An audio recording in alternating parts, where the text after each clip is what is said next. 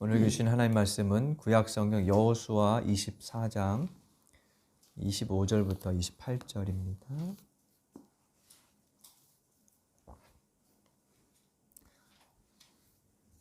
한 절씩 교독하겠습니다. 그날 여호수아가 세겜에서 백성들과 언약을 세우고 그들이 지킬 율례와 법도를 만들어 주었다. 여호수아가 이 모든 말씀을 하나님의 율법책에 기록하고 큰 돌을 가져다가 주님의 성소 곁에 있는 상수리 나무 아래에 두고 모든 백성에게 말하였다. 보십시오, 이 돌이 우리에게 증거가 될 것입니다. 주님께서 우리에게 하신 모든 말씀을 이 돌이 들었기 때문입니다. 여러분이 여러분의 하나님을 모른다고 할 때 이 돌이 여러분이 하나님을 배반하지 못하게 하는 증거가 될 것입니다. 여호수아는 백성들을 제각기 유산으로 받은 땅으로 돌려보냈다. 아멘.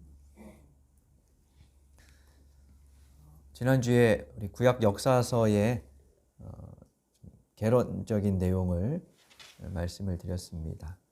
신명기계 역사서와 또 역대기계 역사서 두 묶음으로 구약의 역사서들을 우리 분리해 볼 수 있고, 오늘부터 볼 대목은 신명기 역사서의 첫 번째 책인 여호수아입니다.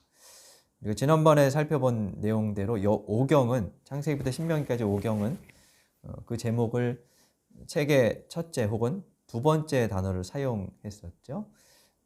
반면 역사서에는 책의 제목을 주요 인물 이름으로 사용한 경우가 많습니다. 여호수아, 룻기, 사무엘, 에스라, 느헤미야 같은 책들이 그런 것들이죠. 그 책들은 책의 주요 인물들을 책의 제목으로 사용했습니다. 여호수아는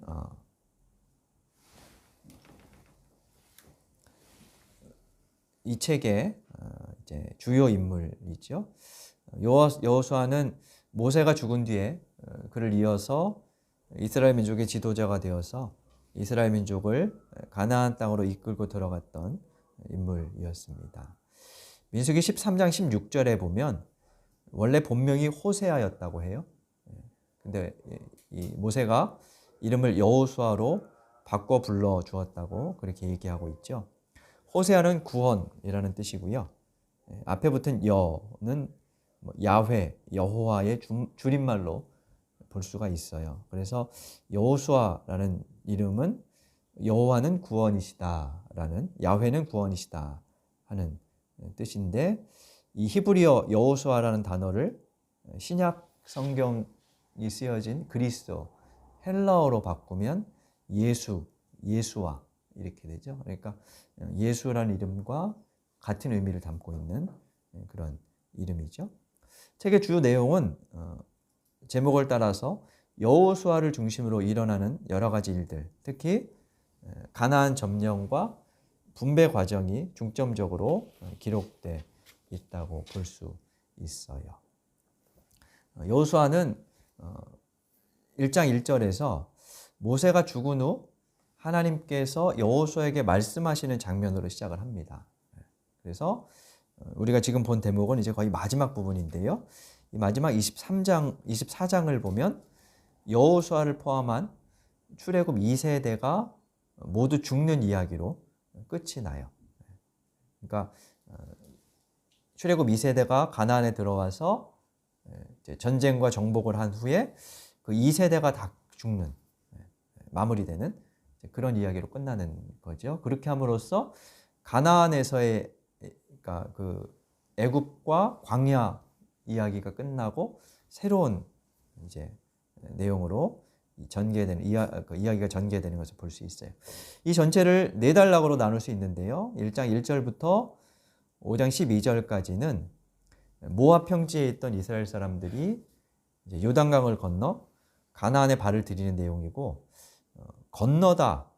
건너서 이런 단어가 많이 이 대목의 단락에서 쓰이고 있어요. 우리 1장 1절, 2절을 한번 찾아볼까요? 여호수아 1장 1절, 2절 시작하는 부분을 함께 읽어보겠습니다.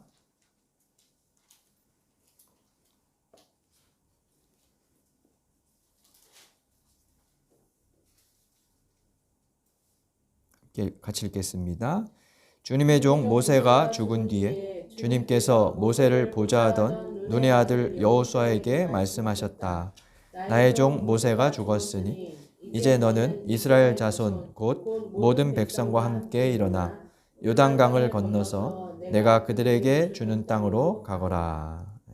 보면 모세가 죽었고 이제 여호수아를 하나님께서 지도자로 세우셔서 요단강을 건너 내가 너에게 주는 땅으로 가라라고 말씀하시죠. 1장에는 하나님께서 여호수아를 격려하시는 대목이 많이 나와요. 내가 너와 함께 할 테니 두려워하지 말고 무서워하지 말고 좌우로 치우치지 말고 율법에 순종하라. 이런 말씀을 하시면서 그를 격려하십니다. 이것은 앞으로 전쟁에서 가장 중요한 태도가 무엇인지를 알려주는 거라고 할 수 있어요. 전쟁을 앞두고 있으면 뭐 이런 무기를 준비해라, 이런 전략을 세워라, 뭐 이런 얘기를 해야 될 것 같은데 그에 앞서서 가장 기본적인 태도, 그것을 설명하는 거죠. 그리고 그 대목에서의 핵심은 하나님께서 함께 하신다는 거예요. 하나님께서 함께 하실 것이다. 이것을 계속 말씀하고 있어요. 그리고 2장에서 이제 여호수아는 여리고에 정탐꾼을 먼저 보냅니다. 강을 건너기 전에 정복할 첫 번째 성인 여리고에 정탐꾼 2명을 보내죠. 근데 이 2명이 발각될 위기에 처합니다.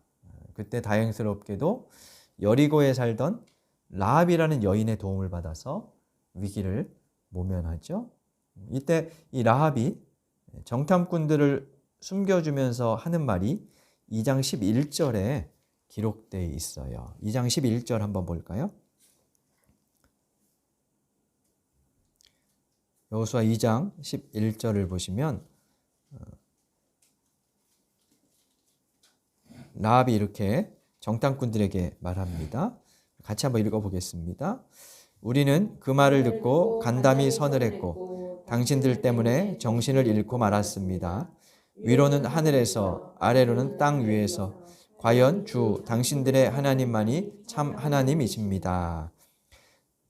시작하면서 그 말을 듣고 하는 말이 나왔는데 이건 이제 출애굽 과정, 홍해 건너고 뭐 광야를 유랑했던 그런 이야기들을 이제 들었다, 뭐 소문으로 들었다, 뭐 이런 말이겠죠. 그러면서 자신들의 상태를 얘기하죠. 간담이 선을 했고 정신을 잃었다.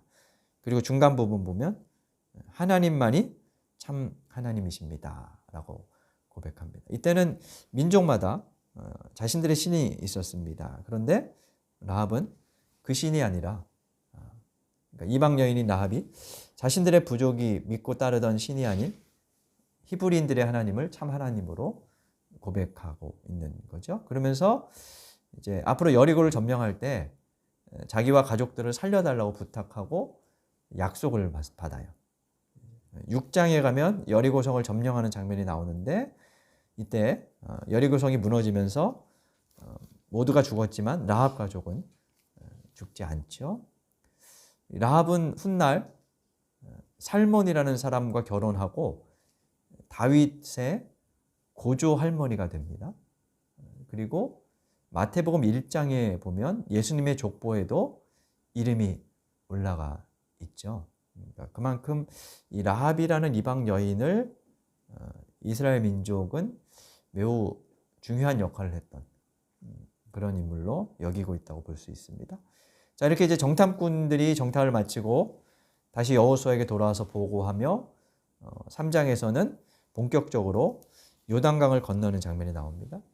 언약궤를 든 제사장들이 앞서고 이제 그들이 요단강에 발을 디디고 서자 강물이 멈추고 그 마른 땅을 이스라엘 사람들이 건너갔다 하는 그런 내용이 있죠.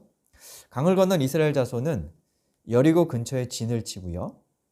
출애굽 2세대들에게 할례를 행합니다. 그리고 그곳 지명을 애굽의 수치를 없앴다 하는 뜻으로 길갈이라는 이름을 붙여요.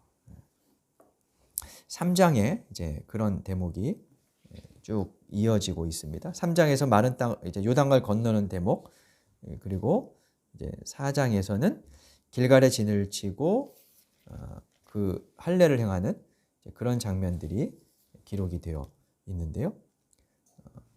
그리고 나서 이제 5장 10절과 12절을 보면 첫째 달 19날 저녁에 유월절을 지켰다는 장면이 언급이 되어 있어요. 그러니까 지금 전쟁을 앞두고 있는데 적군이 지금 인접한 곳에 있는데 강을 건넜어요. 그리고 할례를 행해요. 할례를 행하면 남자들이 며칠간 이제 거동이 불편하죠. 그리고 또 유월절을 지켜요. 적이 언제 야습해 올지 모르는 상황에서 그런 일련의 일들을 하고 있는 거예요. 5장 10절을 한번 볼까요? 5장 8절부터 보시면요. 백성이 모두 할례를 받고 나서 다 낫기까지 지난해 머물러 있었다. 주님께서 여호수아에게 말씀하셨다. 너희가 이집트에서 받은 수치를 오늘 내가 없애버렸다.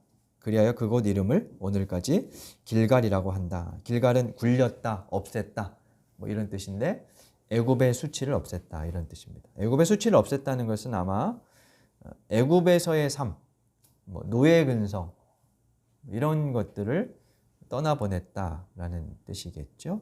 그리고 10절에 보면 정월 19날 저녁에 유월절을 지킵니다. 그러자 유월절을 지키고 나서 이제 가나안의 소출을 먹어요. 그동안은 만나를 먹었지만 가나안의 소출을 먹고 그 후에 어떤 일이 벌어지느냐 12절에 보면요. 그 땅의 소출을 먹은 다음 날부터 만나가 그쳤다. 이렇게 말을 이제 이어가고 있어요.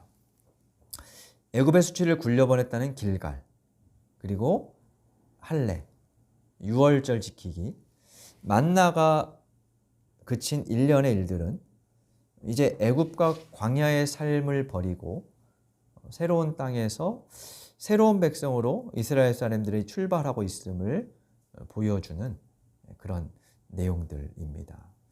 저자는 아마 이런 내용들을 이렇게 구조적으로 쭉 연결하면서 그 의미를 계속 설명하려고 했다고 볼 수 있어요.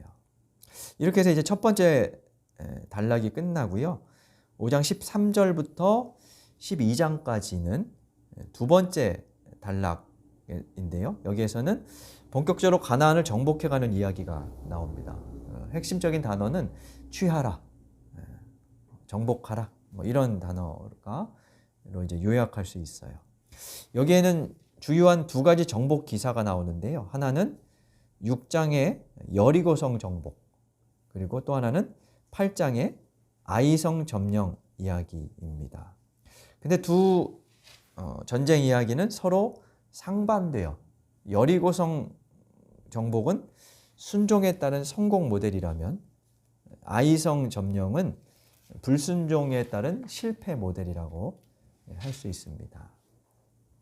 여리고성 정복에 관한 이야기들은 좀 다음 주에 의미와 내용을 좀 더 자세히 살펴보고요. 여리고성보다 작았던 아이성을 점령하는데, 그러니까 1차 점령에서 실패합니다. 여호수아가 그 원인을 추적하자 이제 그 원인이 7장에 나오는 아간이라는 사람의 범죄 때문이었던 것으로 판명이 납니다. 내용은 이런 것이었어요. 여리고성을 정복할 때 하나님께서 탈취물은 어떤 것도 남기지 말고 없애라고 하셔요. 그걸 헤렘이라고 하는데 다 진멸해라 이런 명령이죠. 근데 아간이라는 사람이 그 여리고성에서 이제 여리고성을 정복하는 과정에서 좀 값어치 있는 물건들을 일부 숨겨두고 발각됩니다. 그래서 그것을 추적한 끝에 아간이 그런 짓을 했다는 것이 이제 드러나고 아간과 일가족을 처형하는 일이 나오죠. 그것이 실패의 원인이었고, 그리고 나서 다시 아이성을 2차로 정복하는데 성공을 합니다. 이 아간이라는 인물은 2장에서 나왔던 라합이란 여인과 우리가 비교해 볼 수 있어요. 이방 여인이었던 라합은 하나님을 두려워하며 순종하죠. 하나님만이 참 하나님입니다. 이렇게 고백하는데, 정작 이스라엘 사람이었던 아간은 하나님을 두려워하지 않고 명령을 따르지 않고 불순종하죠. 그래서 그게 아이성 정복 실패의 원인이었다고 하나님 말씀하시는 거예요. 공동체 내의 악을 제거한 후에 하나님은 다시 아이성을 정복할 수 있게 해 주시죠. 그래서 이렇게 여리고성과 아이성 정복 전쟁 이야기는 앞으로 싸움에 어떻게 임해야 하는지, 더 나아가서는 가나안에서 어떻게 살아야 하는지를 이제 구체적으로 알려주는 두 가지 사례라고 할 수 있어요. 지도를 잠깐 볼까요? 그래서 여기 이제 이스라엘 사람들이 여기에 있다가 강을 건너갑니다. 그래서 여리고 길갈에서 할례를 행하고 우선 중앙을 정복하고 그 다음에 남쪽 그리고 마지막으로 북쪽을 이렇게 정복하는 것으로 가나안 정복이 끝납니다.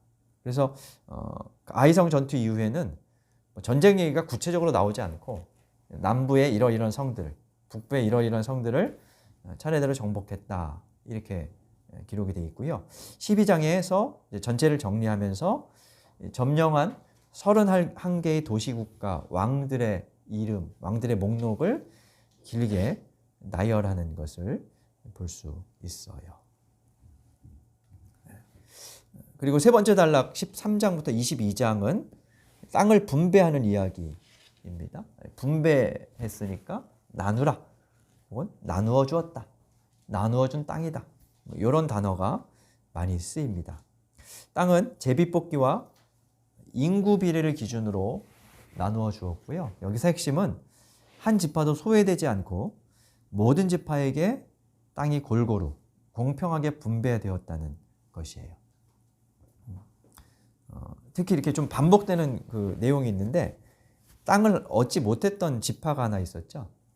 레위 지파죠. 제사장으로서 일을 했던 레위 지파는 땅을 받지 못했어요. 근데 레위 지파에게 성을 주었다, 목초지를 주었다, 이런 구절들이 13장부터 22장까지 몇 번 반복돼요. 그러니까 그 레위 지파조차도 소외되지 않았다, 이런 것을 보여주는 겁니다. 여호수아서에는 우리가 가장 잘 아는 이야기는 사실 여리고 점령 같은 전쟁 이야기죠. 그래서 그게 워낙 유명하다 보니까 여호수아서에 싸움 이야기가 많을 것 같지만 사실 전투, 싸우는 장면보다는 땅을 분배하는 이야기가 길게 서술되어 있는 것을 볼 수 있어요. 그래서 지파 간의 경계선, 지명까지 자세하게 기록을 하고 있죠. 좀 읽기 지루할 정도로 낯선 지명들이 많이 나옵니다. 우리에겐 지루한 이야기인데 굳이 여러 장을 하려면서 쓴 이유가 있겠죠. 이 이야기가 이스라엘 사람들에게는 중요했다는 거겠죠. 그런 거 있어요. 할아버지가 손자 데려다 놓고 자기가 일평생 노력해서 얻은 땅 데리고 가갖고 손주에게 막 이렇게 설명해요. 아이는 이제 듣기 싫어하는데 이 할아버지에게는 그게 자긍심 이런 거여서 막 그렇게 이제 설명하는, 마치 그와 비슷한 어떤 의미를 담고 있다고 볼 수 있을 것 같아요. 하나님이 주셨다, 구체적으로 이런 땅들을 주셨다, 이것을 자세하게 기록함으로써 보여주는 거죠. 그리고 마지막 넷째 단락 23장과 24장에는 여호수아가 죽기 전에 고별 설교처럼 하는 이야기하는 단락이 나오고요. 24장에서는 이스라엘 모든 지파를 세겜에 모아놓고 가나안 땅에서 하나님만을 섬겨라 라고 말하고 또 이스라엘 사람들이 다짐하는 그런 내용이 나옵니다. 이것을 세겜에서 있었던 일이라고 해서 세겜 총회 혹은 세겜 언약이라고 말을 하는데요. 특히 이 단락에서는 섬기다라는 단어가 많이 반복돼요. 그러니까 가나안 땅에서 이스라엘 사람들이 해야 할 일이 무엇인지, 어떻게 살아야 하는지를 강조하는 거죠. 대략 훑어본 여호수아 전체의 내용입니다. 이상 여호수아의 서의 특징을 세 가지로 한번 좀 요약해 볼 수 있을 것 같습니다. 첫째, 여호수아는 오경의 완결이라고 할 수 있습니다. 창세기부터 신명기까지 오경은 창세기에서 아브라함에게 하나님께서 하셨던 약속, 땅과 후손을 주시겠다는 그 약속이 면면이 이어지면서 반복되고 있죠. 그 중에 후손을 주시겠다는 약속은 애굽 거주 기간 동안 이루어졌고요. 땅의 약속이 여기 여호수아에서 이제 이루어진 것이죠. 그래서 여호수아는 오경의 완결이라고 할 수 있습니다. 하나님의 약속이 성취되었다는 대목이 몇몇 군데에서 강조되는 것을 우리가 볼 수 있습니다. 21장 43절을 한번 읽어볼까요?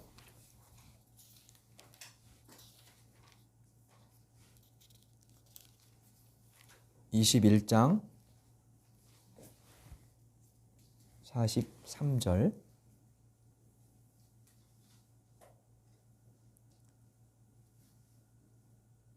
한번 같이 읽어보겠습니다. 21장 43절입니다. 이와 같이 주님께서 이스라엘 백성의 조상에게 주시겠다고 맹세하신 모든 땅을 이스라엘 백성에게 주셨으므로 그들은 그 땅을 차지하여 거기에 자리 잡고 살았다. 45절에도 보면 주님께서 이스라엘 사람에게 약속하신 모든 선한 말씀이 하나도 어긋남이 없이 그대로 다 이루어졌다라고 말하고 있죠. 이것은 23장의 여호수아의 고별사를 통해서도 다시 언급돼요. 23장 14절, 15절을 보면 여호수아는 이런 말을 합니다. 주님이 약속하신 모든 선한 말씀 가운데 하나도 이루어지지 않은 것이 없다 하면서 하나님의 약속이 성취되었음을 강조합니다. 그리고 약속을 계승하고 땅을 정복하고 분배하는 전체 과정에서 강조되는 구절이 있는데 그것은 모세에게 명하신 대로라는 구절이에요. 모세에게 약속하시고 명하신 대로 하나님이 결국 그 약속을 성취하신 신실한 분이심을 보여주는 거죠. 그리고 마지막에 재미있는 그 구절이 하나 나오는데 요셉의 유고를 세겜에 묻었다 하는 내용입니다. 24장 32절을 보면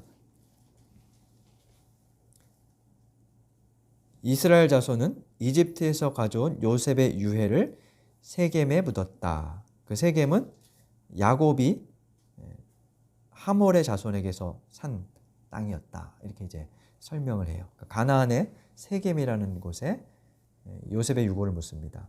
근데 요셉은 창세기 50장에서 죽죠. 거기서 죽으면서 이렇게 유언을 합니다. 이제 장차 애굽을 나가게 될 텐데 그때 자기의 유고를 가지고 가서 가나안에 묻어달라 이렇게 얘기하죠. 그래서 출애굽기에 보면 이스라엘 사람들이 애굽을 탈출할 때 요셉의 유해를 갖고 나오고요. 40년 동안 그걸 계속 갖고 다녔던 모양이에요. 그렇죠? 그리고 이제 여호수아 24장에서 결국 가나안 땅 세겜에 요셉의 유해를 묻습니다. 이로써 오경에서 이어져 온 하나님의 약속이 성취되었음을 보여주죠. 두 번째 특징은 여호수아를 제2의 모세로 묘사한다는 것이에요. 모세와 여호수아를 비교하면서 비슷한 사건이 모세에게 일어났던 비슷한 사건이 여호수아에게도 일어나는 것으로 이렇게 언급을 해요. 그러면서 이제 비교하며 제2의 모세, 또 모세의 연장 이것을 이제 보여주는 거죠. 몇 가지만 보면 출애굽기의 내용을 한번 이제 생각해 보십시오. 모세가 처음에 호렙산에서 하나님을 만납니다. 하나님께서 네가 선 곳은 거룩한 곳이니 신을 벗어라 하면서 모세가 하나님 앞에서 신을 벗습니다. 그리고 10가지 재앙이 있고 출애굽 직전에 유월절을 지키죠. 그리고 곧 홍해를 건넙니다. 여호수아의 이야기에는 이것이 역순으로 진행이 돼요. 여호수아는 요단강 물을 건너고 길갈 근처에서 유월절을 지키며 그리고 할례를 행합니다. 그리고 이제 여리고성 정복 전투 전에 5장 끝에 보면 여리고성 정복 전투 전에 하나님의 군사령관이 나타나요. 그러니까 누구냐 하고 여호수아가 묻고 나는 하나님의 군대 사령관이다 라고 말을 하자 여호수아가 그 앞에 신을 벗는 장면이 언급이 돼요. 모세에게 했던 말이 똑같이 나와요. 네가 선 곳은 거룩한 곳이니 신을 벗어라. 그리고 그 밖에 군사들이 싸울 때 손을 높이 들고 있었던 모세처럼 여호수아도 아이성을 점령하는 과정에서 손을 들고 있었던 그런 대목들이 여기서 나오고 있어요.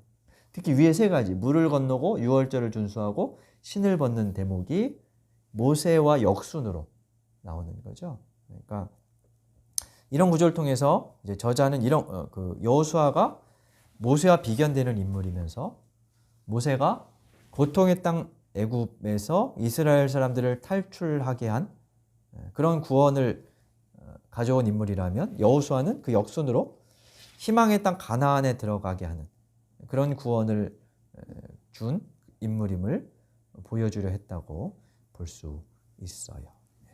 그리고 이제 세 번째 특징은 가나안 땅의 의미입니다. 가나안 땅이 하나님의 약속의 땅이며 동시에 소명의 땅이라는 것을 강조합니다. 가나안 땅의 정복은 하나님의 약속 성취였습니다. 그래서 하나님께서 선물로 주신 복의 땅이었습니다. 문제는 그 복이 어떻게 지속될 것이냐 하는 것은 이스라엘 사람들이 가나안에서 어떻게 살아가느냐에 달려 있었어요. 그런 점에서 가나안은 양날의 검과 같은 땅이라 할 수 있어요. 23장 15절 16절을 한번 읽어보겠습니다.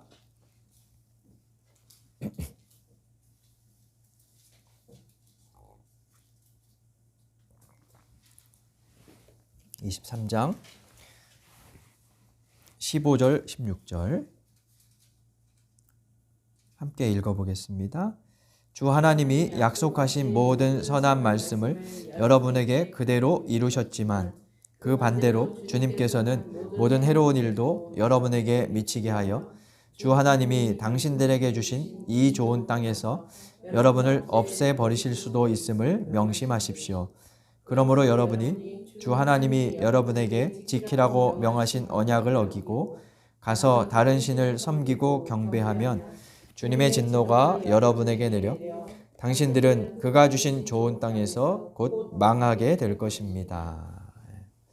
이 구절은 이스라엘이 가나안에서 하나님의 부르심을 잊지 않고 신실한 삶으로 응답하며 살 때 그 땅이 선물과 복의 땅이 될 수 있다는 것을 강조합니다. 그런 점에서 가나안은 소명의 땅이라고 할 수 있죠. 이미 이것은 라합과 아간 이야기 그리고 여리고성과 아이성 전투 이야기라는 구체적인 사례를 통해서 제시하신 것이에요. 여호수아서를 포함한 그러니까 역사서가 우리 바벨론 포로기에 집대성되었다고 말씀을 드렸어요. 그 배경에서 이 구절을 읽으면 이스라엘은 하나님이 주신 소명에 충실하지 못하고 가나안 땅에서 쫓겨난 후에 과거를 성찰하면서 역사서 서두에서 이것을 이제 강조하고 있는 거죠. 그래서 마지막 24장 세계언약에서도 이스라엘 백성들이 주님만을 섬기겠습니다 라고 고백하는 장면이 여러 차례 반복돼요. 24장 14절부터 보면 여호수아와 이스라엘 백성들이 대화하는 장면이 나오는데요.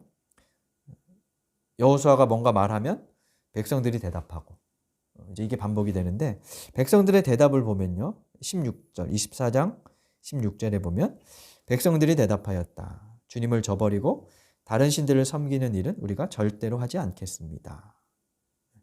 그리고 18절에서도 우리는 주님을 섬기겠습니다. 오직 그분만이 우리의 하나님이십니다. 21절에도 아닙니다. 우리는 주님만을 섬기겠습니다. 24절에도 우리가 주 우리의 하나님을 섬기며 그분의 말씀을 따르겠습니다. 자꾸 계속 반복하고 있죠. 이걸 반복하는 것은 그 후손들의 성찰이 담겨 있는 그런 고백이라고 할 수 있지요. 이 다짐 후에 우리가 오늘 본문으로 택해서 읽었던 25절에서 여호수아와 백성들은 언약을 세우고요. 율법책을 작성하고 큰 돌을 세겜 상수리 나무 아래에 두고 증거를 삼습니다. 그러면서 이렇게 말하죠. 27절에 이 돌이 너희들의 다짐, 고백을 들었어. 돌이 실제로 듣는 건 아닙니다만 그만큼 그 다짐과 고백의 의미를 되새기라는, 기억하라는 뜻이겠죠. 그리고 마지막 28절에 이렇게 말합니다. 우리 24장 28절 마지막으로 한번 읽어보겠습니다. 여호수아는 백성들을 제각기 유산으로 받은 땅으로 돌려보냈다. 이 구절을 빼도 사실 문맥이 이어지는데 별로 무리가 없어요. 27절에서 여호수아가 여러분이 하나님을 배반하지 못하게 하는 증거가 될 것입니다. 그리고 29절 이 일을 마친 다음에 여호수아가 죽었다. 이렇게 해도 되는데 28절이 언급되어 있어요. 제각기 유산으로 받은 땅으로 돌아갔다. 이 구절은 이제 그들이 각자의 일상의 자리, 소명의 땅에서 살아가는 일이 남아있다는 의미로 들려요. 다짐했습니다. 그리고 삶의 자리로 돌아갔습니다. 이제 그곳에서 어떻게 그들이 살아갈까, 또 살아갔을까 하는 내용을 이제 이어서 이야기하고 있는 거죠. 이 구절은 하나님을 섬기는 자리는 제각기 유산으로 받은 삶의 터전이라는 것을 보여줍니다. 세상과 동떨어진 예배당, 기도원 또는 별천지 같은 세계가 하나님을 사랑하고 섬기는 세상이 아니라 우리가 각자 받은 삶의 터전, 일상이 하나님을 섬기는 자리여야 한다는 거죠. 그래서 주님을 섬긴다는 것을 예배, 봉헌, 교회 봉사 등 종교적인 영역으로 국한하지 말아야 합니다. 창세기에서 하나님은 아브라함에게 아브라함 너를 통해 온 땅이 복되게 할 것이다 라는 소명을 주셨습니다. 이스라엘에게도 역시 제사장 나라가 되어 온 땅을 복되게 하라는 소명을 주셨습니다. 하나님께서 선물로 주신 가나안 땅은 이스라엘이 그와 같은 하나님의 부르심을 실현해야 할 소명의 땅이었습니다.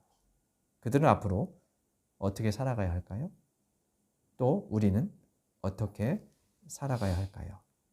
이 물음을 우리 마음에 담고 우리가 하나님께서 우리에게 주신 선물과 소명의 땅, 일상의 자리에서 하나님께 응답하며 살아갈 수 있기를 간절히 바랍니다.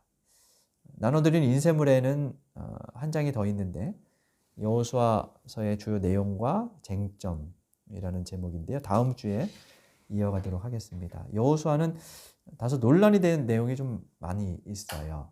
특히 이방 민족을 남녀노소 할 것 없이 모두 진멸해라 하는 이야기는 사실 좀 섬뜩하기도 하지요. 사랑의 하나님이 하신 말씀으로는 좀 어울리지 않는, 그래서 이제 믿지 않는 사람들의 공격의 대상이 되는 그런 구절 중에 하나인데요. 그런 부분에 대해서 우리 다음 주에 한번 함께 고민해 보도록 하겠습니다. 한 주간도 우리의 선물, 소명 그 자리에서 하나님께 신실한 응답으로 살아가시는 우리가 되어야 하겠습니다. 우리 주신 말씀 생각하며 다짐의 기도 드리겠습니다.